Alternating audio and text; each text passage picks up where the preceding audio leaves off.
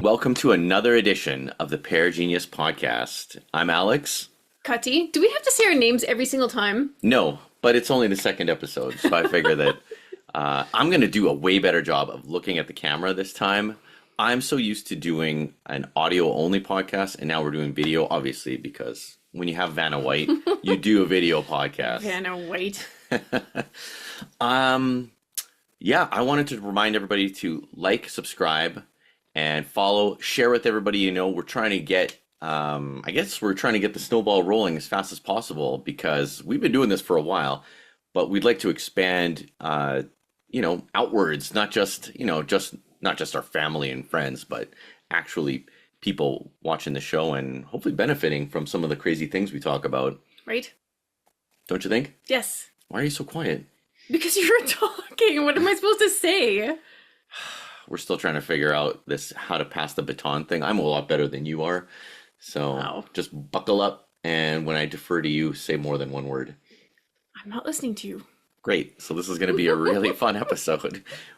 You're out of here.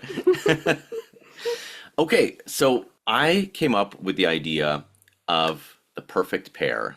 That's what this episode is, with a question mark. Are we the perfect pair? But that is not necessarily exactly what we're going to be talking about. We were watching the Martha Stewart documentary on Netflix yesterday, and I was fascinated. And it kind of is a recurring theme in our lives too. And the theme is perfectionism. You being a Virgo, I think that you have a very strong perfectionist thing that's going on, and Virgo is my moon, so I also have that. And I think that the shadow side of a perfectionist turns into the punisher. Okay, so I think that when perfectionism gets away from you and turns into something that's more controlling, it acts more as a punisher, not just to you, but to the people that you're working with and your friends and who you're married to or your partner is and family. Okay, yeah, no, that's interesting. I guess what I wanted to start with for you, and then we'll just bounce it back to me too, but when do you think, would you consider yourself a perfectionist? I am a perfectionist who tends to lean into the punisher a little bit more. Okay, and I'm a perfectionist that, I punish myself as well, but differently, if that makes sense. Nope. I kind of like, I kind of just crawl into a hole and have that imposter syndrome feeling. I feel like, I was going to say maybe the difference is that you only punish yourself, but when you punish yourself, you end up punishing me, and then we end up punishing the kids, and it has this ripple effect. Yeah, for sure. But I feel like for me, I just really only want to punish myself. Like if I've been eating like a pig all week and then the punisher comes out and says, oh, you were way less than perfect, head to the gym. I'm only punishing myself. I'm not punishing anybody else around me. Okay. So when do you think that started for you, being a punisher? I don't know. Or being a perfectionist? Oh, well, that's a firstborn thing, I think, along with my astrological things. So I felt that the more perfect I was, the more deserving I would be of my parents' love. And I think for me, some of my first memories was I always hated redoing papers. Like if I would write something, even as a kid, I never appreciated the fact that you should go back and edit and redo things. I always wanted it to be perfect the first time because I hated wasting time. I just wanted to do it perfectly. And I think that actually translates into a lot of the building projects and things that I do too. I was really hard on myself when I was starting to make mistakes with some carpentry things and not embracing the fact that it's a learning experience, and I'm not a professional carpenter. Yeah, I would say that for me, I didn't start out as a perfectionist. And then the more I would kind of spill out of myself in terms of personality and enthusiasm, passion, the more that kind of spilled out, the more I got slapped on the hand for it. And my immediate circle of people around me were punishing to me, saying, no, you can't act that way, you can't behave that, you can't say that, you have to keep your emotions in. And so then I started to build this wall around me of I wanted to present myself as perfect all the time, because then I wouldn't have to hear the criticism of me. Okay. And for me, I would say Yeah, I don't know. I'm drawing a blank. Excellent. Let's move on. Let's move on. Now, would you say that you overcame your perfectionism? No, I think that it morphed into the Punisher at some point um because then the exterior dialogue became interior dialogue, and that's when the Punisher kind of was born. And any kind of misstep I thought that I took, the Punisher would come out and take me down for it. Um, I forget the original question. Yeah. No, it's have you overcome it? Oh, I have not overcome it, but I'm super aware of it, and I think that I'm working on it right now. And I'm the same as you. I think that every thank goodness that we've gotten to this point in our lives where we're this old, and the fact that our egos are a little bit put to the side, and realizing that it's okay to not be perfect, and just shining the light on it is, I would say, that's more than half the battle. Shining the light on it and just being aware of it. I think that perfectionism creates rigidity in your body. And when you and I started doing somatic release, TRE, that's when we started to feel like where in our bodies we were storing that rigidity. Right. And then when it kind of started to go away, it was like, oh, why am I living this way? Right? Like, I think that if you drop a little bit of the perfectionism, it creates more flexibility in your life and more flow. You know, so I think that perfectionism, while attention to detail is good, you have to be careful about it turning into more of a punishing aspect. I think an amazing thing to do. So for me, this would be like my how to overcome perfectionism. Sign up for things like yoga, like jujitsu, like anything where you have to start out crappy. Like you just can't be amazing. Well, and in yoga, I would argue that you don't start out, it's not about starting out crappy. Even as an advanced yogi, they still tell you you're not supposed to be perfect in the poses. That's not the point of yoga. Right. And okay, so I said it wrong. That's fine. You're not starting out crappy. You're taking a journey of a million steps, and it's your first step. Like you can't just get to the top of the mountain. And there might not even be a top of the mountain in some of these cases. I think it's important to do things like that. Yeah, I think the mind frame would be, instead of getting this particular thing perfect, what is the best that I can do with what I'm experiencing right now? You know, like my triangle pose, in my head, I'm like, this is perfect. But there are days where my hips don't want to hold me that way. And it's like, okay, well, today's not about being perfect. Today it's about how can I adjust this pose to best suit my own needs. What are you doing? I liked how you were doing that, so I wanted to match I you. didn't even know I was moving. You're on video podcast. Come on. Yeah, but there's a lot of people listening to audio, and you're just being weird. I'm just pushing up against you. So I think that the mental aspect too. Let's take yoga for example, or jujitsu. If you're not mentally there, it makes a huge difference in your performance. Like, as far as jujitsu goes, I love the fact that I had to be present. There was nothing else I could think about because somebody was trying to strangle me, or somebody is like trying to kill you, or not literally kill you, but somebody is trying to overcome you and you are trying to defend yourself. There is no time to worry about, what you're eating for dinner, because there might not be dinner. It almost goes back to a like a Neanderthal type state. But as far as the yoga goes, I've noticed, and I think I've noticed it with you too, that when you're not mentally there, your balance is off, for example. Like you really have to be in that present moment. That balance thing is really tricky. That's the thing I probably struggle with the most in yoga. I'm good with the strength and the endurance and flexibility, but the balance, like we go into some kind of a balancing pose like Warrior 3 or Half Moon, and I am just falling all over the place. And then I get angry with myself. Like, Sure. then the Punisher comes out and says, what are you doing? Like, you're better than this. Like, you should be able to hold yourself.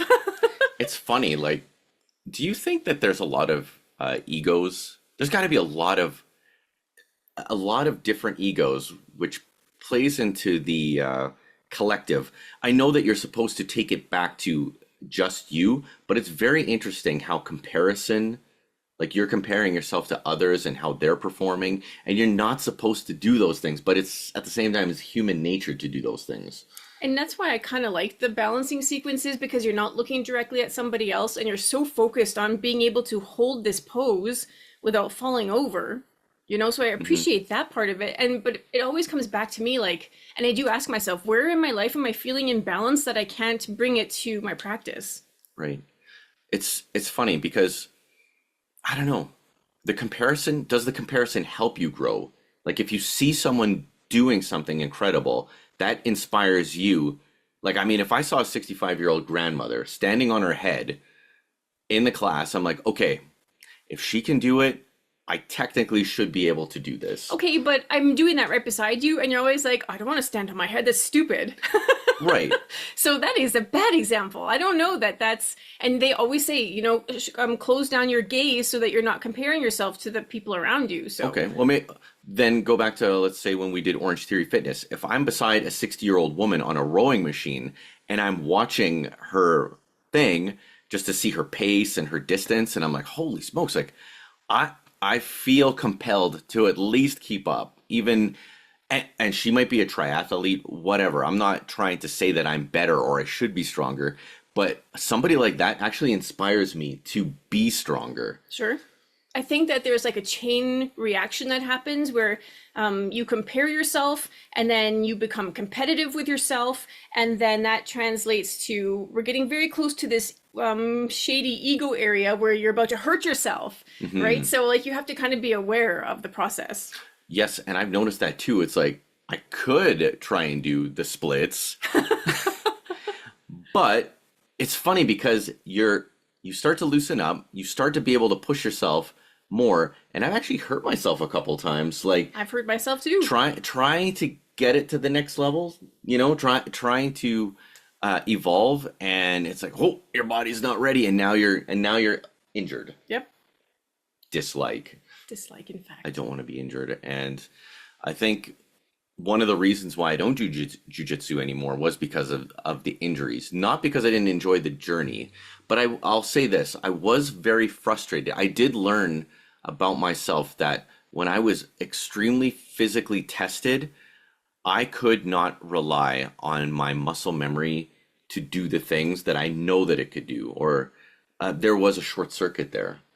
And I don't know if I didn't have the patience, but that was one of the things that I was very frustrated with, that when I would get physically exhausted, my mind could not keep up with what I needed it to do, my body. I think that if you would have gone longer in jiu-jitsu, that muscle memory would have built up and then it would have been there. But I think that there was also a heavy presence of other people's ego, which created an unsafe environment. So you ended up getting hurt more often than not. Yeah, for sure. I mean, it's funny. I went in there and I was not competitive.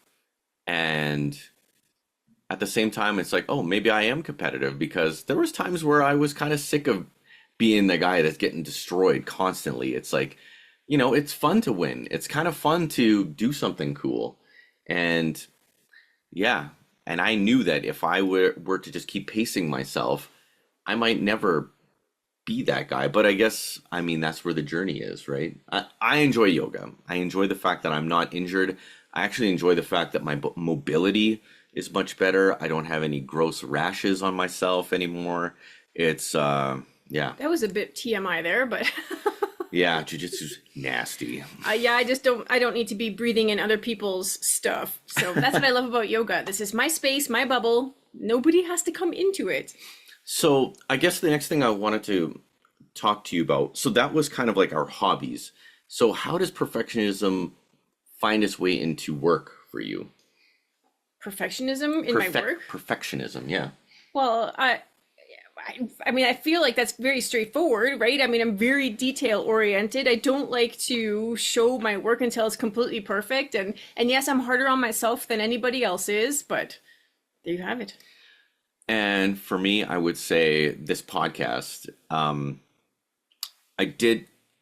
almost had complete paralysis. I know. Because there was such a list. There was such a big list of things I had to do.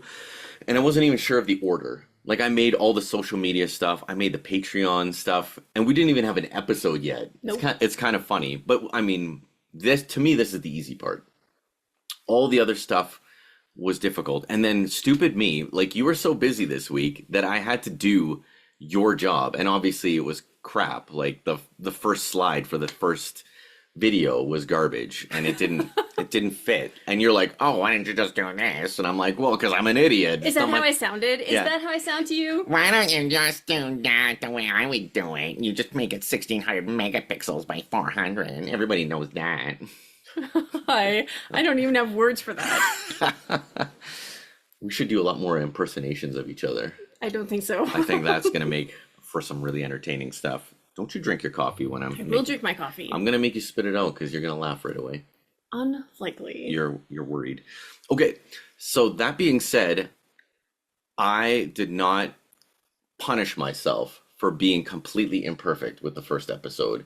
As much as I wanted the background, like the green screen and this stupid camera that doesn't focus properly, like there's a lot of things that you and I want to be perfect, and we just have to accept the fact that we don't have everything we have right now to complete that vision for what we truly want this podcast to be, because I really do see us in a professional studio, Right.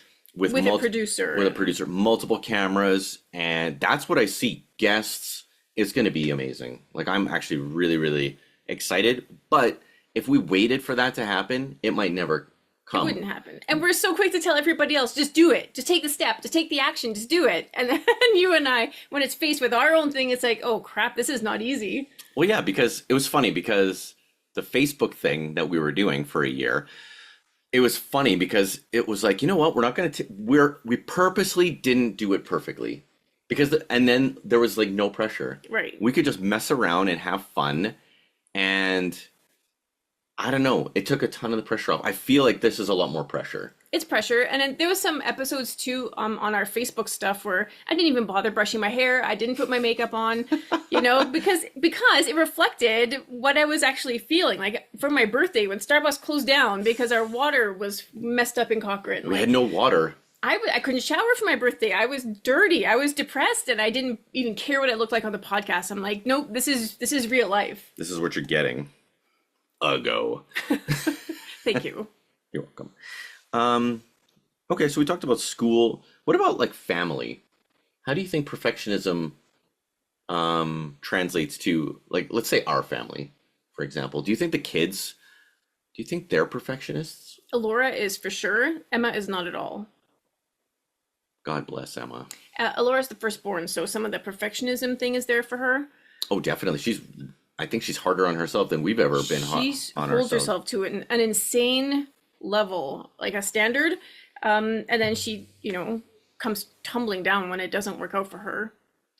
Whereas Emma's a really great example of just being able to spill out everywhere with her humanness. Like her humanness is not a turnoff, and if you are turned off by that, that's your loss because she's not changing for you.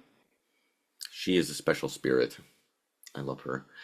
What about your family growing up? Were your sisters perfectionists? I'm gonna say no to that. I think that I did so much of the perfectionism stuff that it kind of gave them the freedom not to have to be. Okay. Did your parents pressure you into that though? Like being a Well, we perfectionist? already talked about that, yes. Oh, sorry. I'll just stop asking questions. Are you and- bringing this back to our relationship somehow? Yeah, I am. How did you know? You can tell who writes the script and who's just the intuitive. You know what's weird is you and I are sitting too close together. And You know? now you're noticing that? Yeah, I'm like, what the heck? It's like we're Bert and Ernie, like we're Siamese twins attached to each other. Okay, well, Bert and Ernie are not Siamese twins. Okay, so I'm not going to delete this whole episode. But the next time we do this, let us know in the comments if you think this background's better than our last one. We're playing around with stuff, right? Keep in mind, I don't care what you tell me because we're running out of wall space in our house. Don't listen to her. We got lots of different options. It's We gonna be totally okay. don't, and that's why we want to go to a studio eventually. Stop contradicting me. I got lots of ideas. Okay. Us, you and me. That's how we're going to tie it up, and then we're going into something a little bit. Thank goodness. Really, you hate this episode already. It's just too much for you. Just go to the next thing. Okay. So, do you think that we're a perfect couple? I don't like saying that we are because, I mean, what's your definition of perfect? never fighting, Oh, okay. Well, then no. always making love Oh. constantly. That's my definition of perfect. Okay, so the answer is no. We are not perfect. Way to go, tell everybody. I think that we're as I don't know. In my humble opinion, I don't know if there's anything I would change. So doesn't that make that perfect? It makes it perfect for us, but what works for us is not going to work for somebody else because Right. it's the two individuals and their individuality that makes the Yeah. the partnership unique, Right. right? Right. I would also say that we're way different than us in our 20s, and we're way different than us in our 30s. So would you say that we're lucky that we got to meet at 15, we did our teenage years together, and then our young adult, like we have done all of the phases together except for childhood. Yes. You know what's cool about that is you've heard the expression baggage. Like you have baggage from other relationships, right? I feel like we've created our own baggage. Collected baggage. We've collected our own baggage along the way, and we've just dealt with it. I mean, but there have been times where we've had to deal with our childhood traumas, and I bring a healthy dose of that.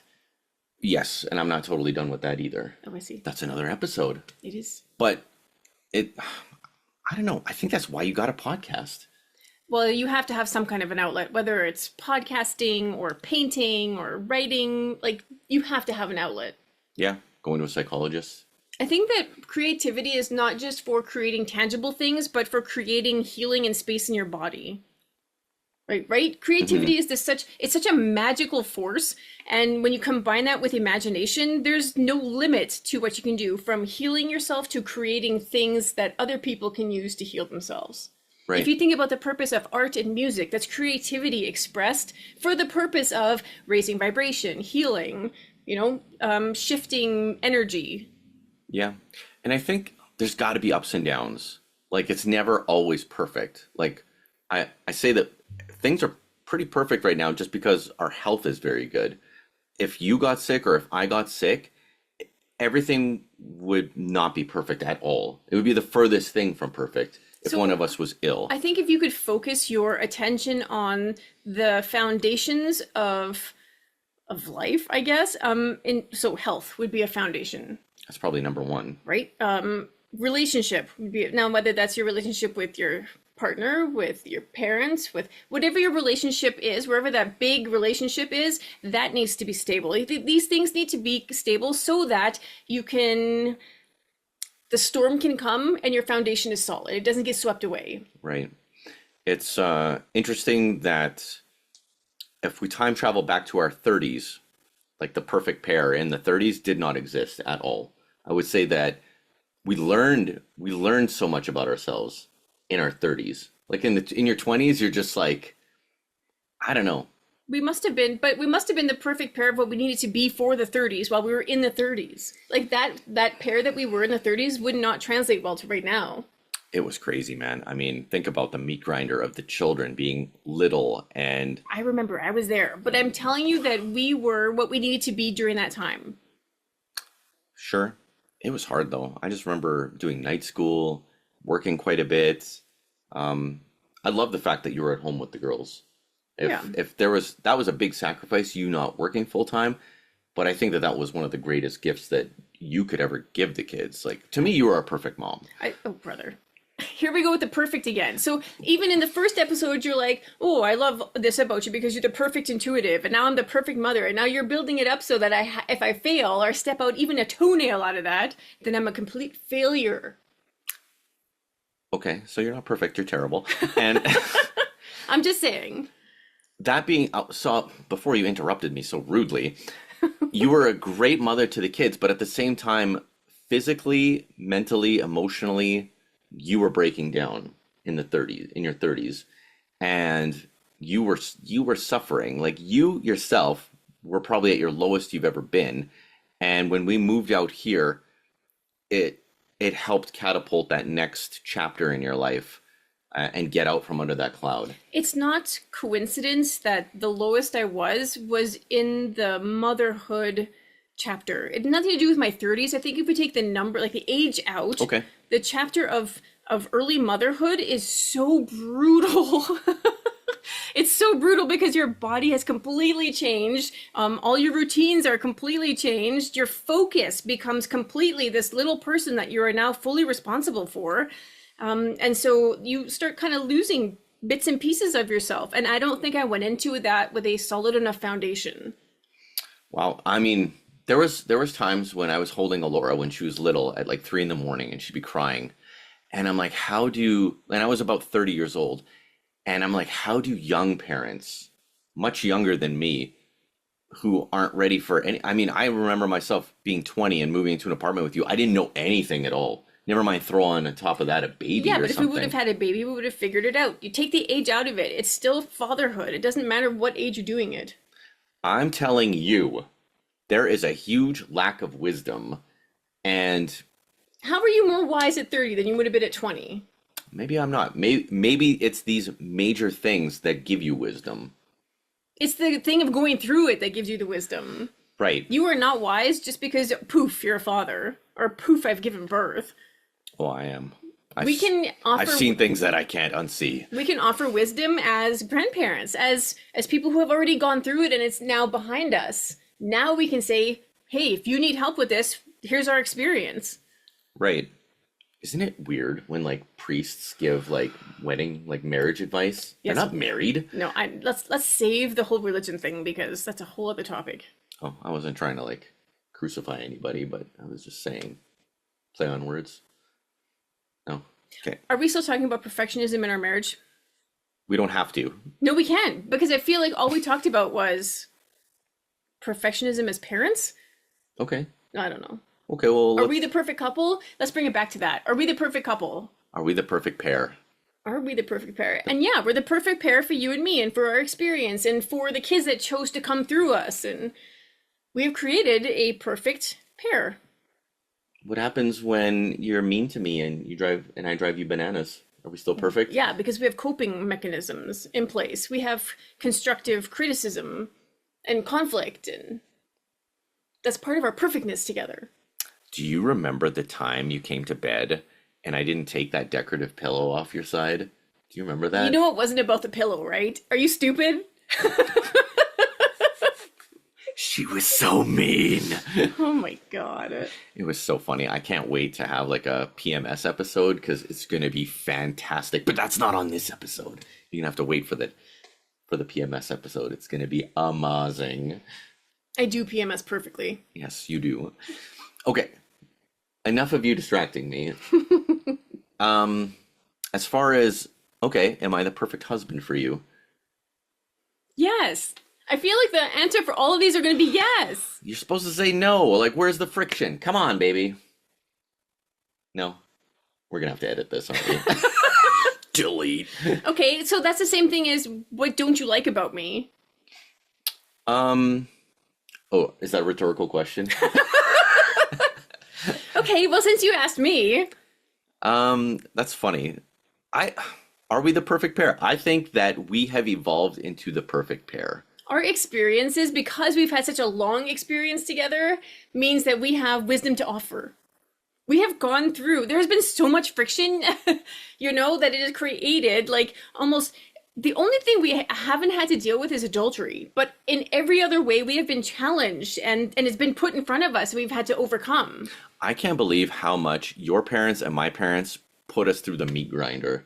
Apparently they had to. That was just part of our learning. Oh my God.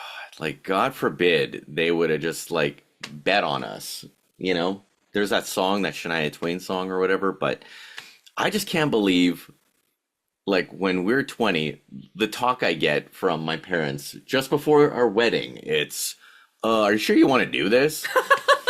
That's more reflective of their opinion of me, not you. I don't know. I have actually been thinking about that. It's like, I wonder if they were, like, worried because of how not great their marriage was. I remember coming home when I was 18, I guess, when we got engaged. And I was working construction that summer on a concrete crew. Not as a flag girl. I was doing concrete pouring and building the frames and stuff. You're a beast. I was a beast. And I came home and I told them, and they were like, oh, that's nice. And then they went to bed. And I was sad. And then I went to bed. And I woke up the next morning thinking, they're not going to make me go to work today. We're going to get to hang out and our families can get together. Celebrate like normal people. Nope. got up. My dad's like, let's go. Drove me to work, and that was it. There was no ceremony around it. There was no fireworks and acknowledgement and there was no celebration. You and I were the only ones celebrating. To be fair, I never asked your parents for permission. They didn't like you. I wouldn't have asked either if I were you. Always bet on this guy, though. That's the funny thing, is that of all the people in our family, you and I were just the safest bet ever. We were so responsible and hardworking, and we had a vision for the future. Would you say that our level of spite is so high that we made ourselves the perfect couple Okay. just to spite your parents? First of all, I think that the second you bring spite into anything, especially a partnership of any kind, it's doomed to fail. Doomed. Spite is the lowest and the worst energy I can think of. I mean, there are people out there who argue with me and say shame is worse and manipulation. But you know what? Spite is so awful because you're doing something to somebody else on purpose. Like, you're choosing to hurt someone. I can't. There's no spite. I love that example, but you stole my thunder. I think that you and I were so great in spite of the fact that Sure. everybody was against us. Yes. And my thing was just a joke, but actually your segue is one of the most important, perfect marriage solutions. A perfect marriage has no room for spite. You can't have spite. You cannot do something to spite your partner. Like I made a stupid joke the other day. I went out to the hockey game with Justin. I'm like, wouldn't it be funny if we went with like our dads and just went on a drinking binge and just stayed out till 2 a.m? Wouldn't that be hilarious? No, that's the stupidest thing that you could do. Like, the things that my dad did was just unbelievable. The spite was insane. Just to drive my mom crazy. Well, they did it to each other. They both acted out of spite most of the time. It was wild. I wish I could have my parents on the podcast. That would be something else. They should have had their own podcast. Wow. If you bring Michaela in, she is our medium in Winnipeg. She can bring your mother in, and then we can just have it out right now. No, I'm good. This is my show. This is our show. This is like Day of the Dead. Nah, forget that. Okay, what's going on here? Oh, my thingy turned off. Okay, so the next thing I wanted to talk to you... That was a non-sexual remark. Was it? Nobody knows that you're holding this iPad thing. Oh, I'm like pointing down. Your thingy turned off. Okay, so how does perfectionism, self-worth, and imposter syndrome tie in together? As I was writing up this episode, I was like, oh my goodness, I think that they correlate quite well together. They play together quite well. Well, perfectionism means that you've created some kind of a persona that's so perfect on the outside, because nobody, in fact, can be perfect, that now you're having this internal battle of, is this my outward perfectionism, or, is this imposter syndrome, or what was the third thing you said? Self-worth. Well, Self-worth. Self-worth, I think, ties into maybe beforehand a little bit. I think the more self-worth you have, the less perfect you have to be, especially to other people. Okay. Because I think that this is, I think these will be, like self-worth and imposter syndrome, I think they will be recurring themes of the show as we try to shed the light on it and work our way through it so that it no longer affects our lives. Do you think you have imposter syndrome in our marriage? No, never. My biggest moments of imposter syndrome were always at work. I would be like an electrician. I would be doing whatever tasks, and I would just be like, what the heck? I don't know how to fix this. And because I was young, I was really hard on myself. It's like, well, I don't know how to fix it, so I must not be a good electrician. And I wasn't wise enough, and I didn't have a good enough mentor to just like smack me in the head and say, look, everything is learning. And there's so much to learn, you can't expect to know everything. And actually, I shouldn't say that. There was one guy, Jason, that told me, he's like, you're never going to know everything. So you might as well just do the best you can with what you have and add to it. But so if you don't have imposter syndrome in our relationship, why are we talking about it? This is a relationship podcast. How does your imposter syndrome at work affect us? well, I was going to ask you if you have imposter syndrome in here. No. No? If you're not I mean, maybe other people have imposter syndrome in their relationships. Sure. So there's no room for shame in a perfect pair, but there's also no room to be fake with each other. There's no room for that. You have seen every part of my body in every compromising position, from childbirth to hemorrhoids to all sorts of insane things. You have seen it all. I have no more shame around that. You know, like I came to bed yesterday bloated out to here. I'm like, please, put your hands on me. You know, and the old me would have been like hiding it in like layers of clothes, and I would have slinked off by myself. But now I don't care. You've seen everything there is to see on me, and I just needed your healing hands on my belly. And by the way, you healed me. It was amazing. I should be a licensed massage therapist, but I am not. I'm your massage therapist. I feel like you must have had insane compassion for me last night because I felt it in your hands, and it was very healing. Oh, nice. But in any case, there's no imposter syndrome. I'm completely me in front of you, and I think that I wouldn't have chosen somebody who wouldn't let me be, because that was my childhood. I was not allowed to be me. So do you think you were an imposter? Did you have imposter syndrome when you were having the kids? Like, as a mother, did you feel like who the heck am I to be these kids' mom? Like, that's got to be a thing. I think that was a thing before I became pregnant. The second that I was pregnant with Alora, there was a connection there. It was like, okay, wait a minute. My body is built to build Alora. Right? My body is built to birth. I'm not going to think about it. I don't want anybody to tell me the details. It's just going to happen to me, and I'm going to do whatever my body needs to do. And then same after she was born, it was like, okay, let's go. There are practical things you need to do, like know how to keep them alive. That helps. But the rest of it was all intuitive. Yeah, I would say that I didn't have any imposter syndrome about being a dad. I did have I guess it's like an anxiety attack. Like, I remember you were about 6 or 7 months pregnant. I remember like standing at the end of the bed watching you sleep, and I'm putting on my socks getting ready for work, and I had to like sit down because I just kind of started panicking, like, oh my goodness, I'm gonna be someone's dad. And I remember thinking to myself, who am I to be someone's dad? Am I a good enough man to be someone's dad? That's so crazy, because you are probably the best person for the job. You're so good in an emergency, like we talked about last time. And, you know, you're such a good provider, and you offer stability. And like, it's so weird, the self-worth issue. It's a self-worth issue. Are they imposter syndrome? Are they tied together, right? Yeah, maybe.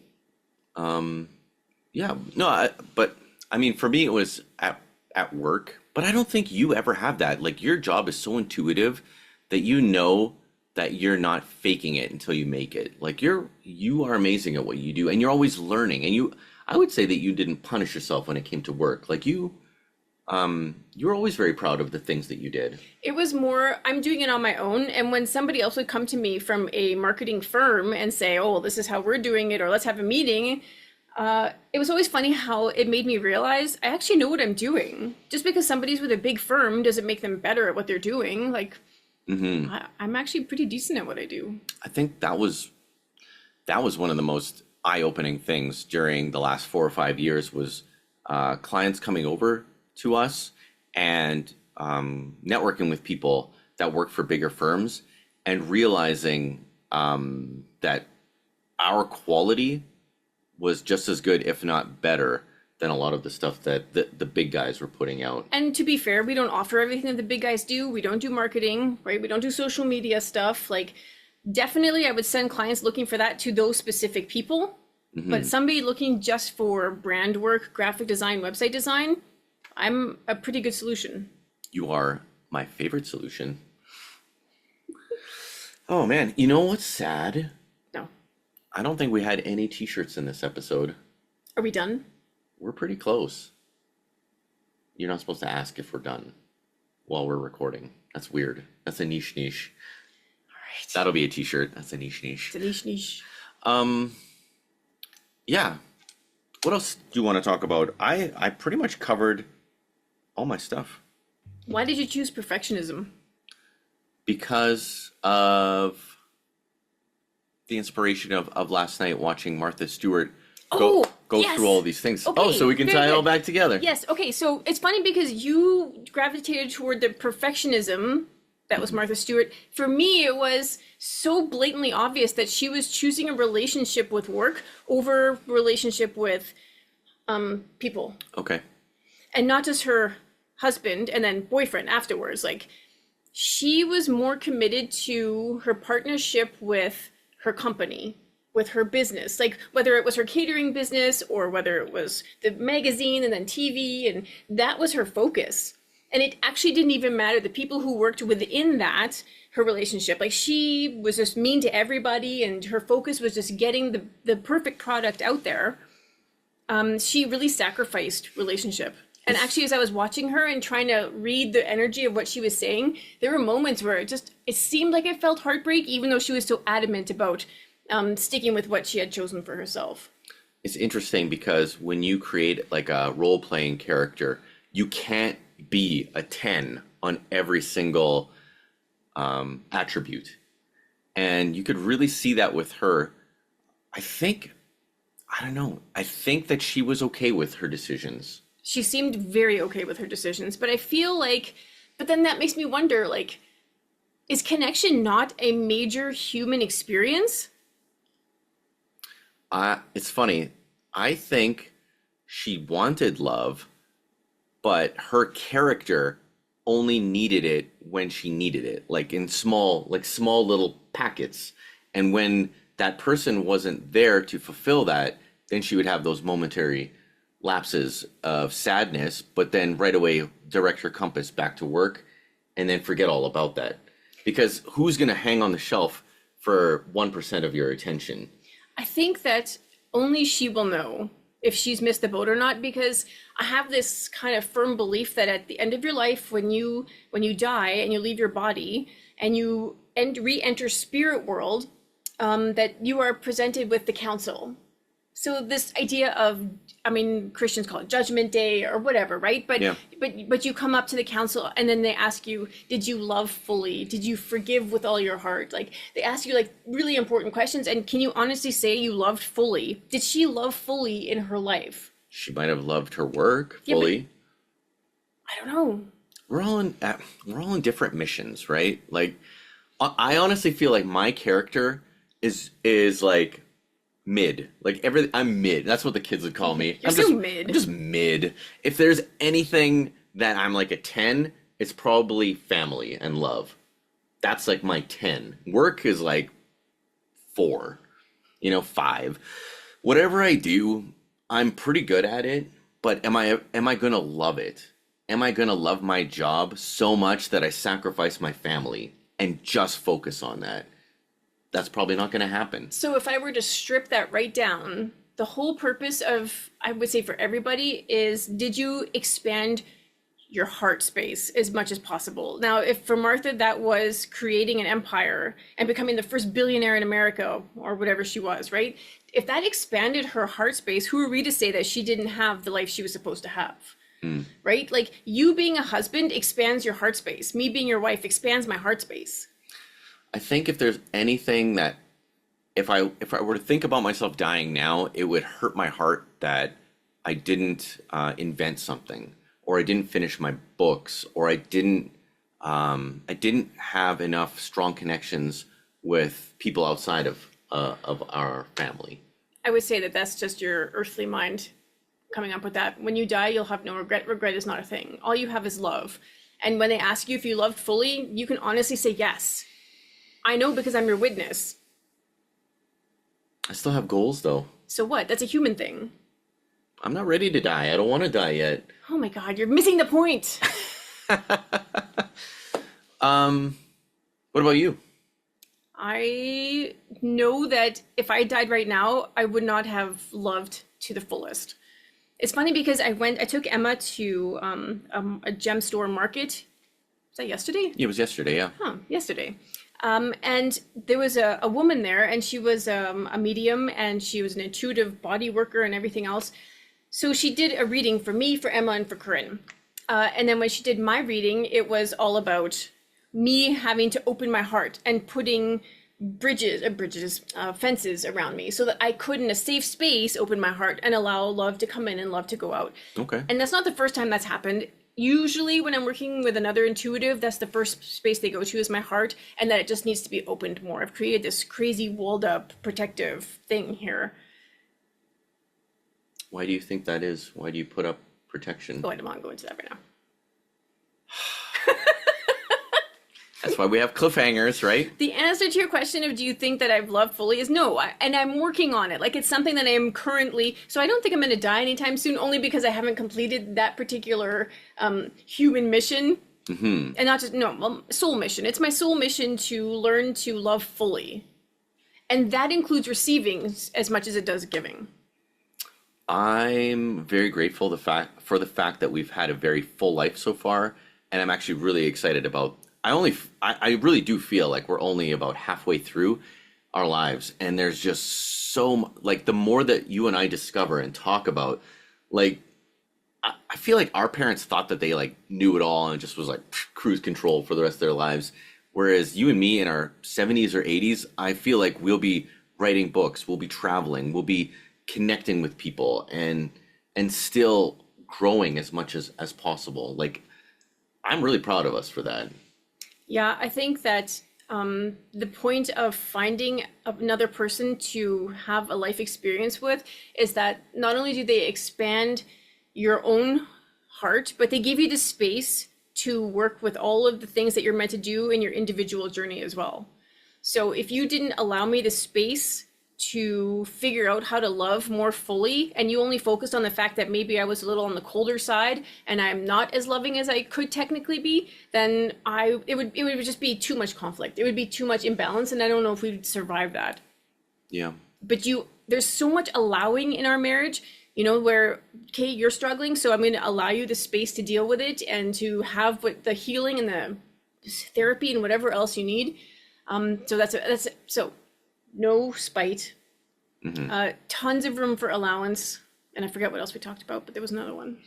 I would say that I'm really lucky that you don't strangle me constantly, because I keep reliving the same things, these same whatever negative thoughts, or I keep needing to hear from you the same kind of things, and you know what I mean, right? Yeah, the problem with that is that I do end up strangling you, but it comes across as a sting, as a Scorpio sting, where I take you out. Like when I've reached my limit and I'm very frustrated, I will come out and sting you. I don't blame you, because we're like the programming from when you're young and the traumas, it's like they're so deep that you almost need a 2x4 to the side of the head to just be like, be done with that crap. It's not serving you. If you're out there and you're looking for a partner and you want a 2x4, go for Scorpio, because if you want a 2x4. Scorpio 2x4. Oh my goodness, that's funny. But I did want to say that on camera, that I appreciate you putting up with me, and because there's certain lessons, it's like if you don't learn it, that lesson's going to keep coming back over and over again. And I know that you see me struggling with the same things over and over again, and it drives you bananas. And I'm sure it would drive me bananas. Same thing with you. I feel like you've kind of evolved a little bit quicker than me on certain things, which is great. Yeah. The thing about stinging you, though, is it doesn't go unnoticed by the universe. Oh. And that when I do sting you good, I tend to get my comeuppance.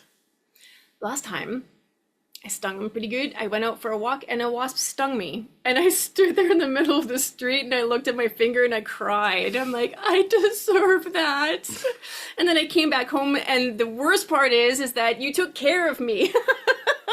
I did.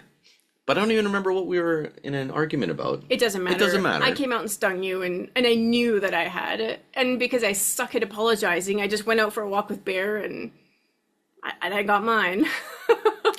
I always just blame PMS, so I don't take it personal. Wow. I can't wait for the PMS episode. Yes. Oh, I'm so excited. It's going to be so good. Make a note. That's the next one. So, and with that, we're gonna call this one a big success. I would say it wasn't perfect, but it was pretty darn close. Perfectionism. It's a good thing you didn't ask me about it first. I probably would have said stupid. Dumb. I always have fun with you, so thanks. You're welcome. If you liked this video, please share it. Please give it a like. Leave a comment. Hopefully something nice for me, because I already get enough bad comments. Really? Yeah. And check out the links. I'm gonna do a better job of putting the links in, because we're gonna have the shop in there, our Patreon, our website. Yeah, I'm super excited for Step two in the journey of a million steps. You know what's a helpful comment is telling us what you want us to talk about. Where are you struggling in your own relationship or partnership? You know, where are you feeling stuck that maybe we have a solution for? Because we bring a wealth of experience. What can this wise old man bring to you? How to apply hemorrhoid cream. Ugh. Oh my god. Hey, no one's perfect. We'll see you later, you big genius.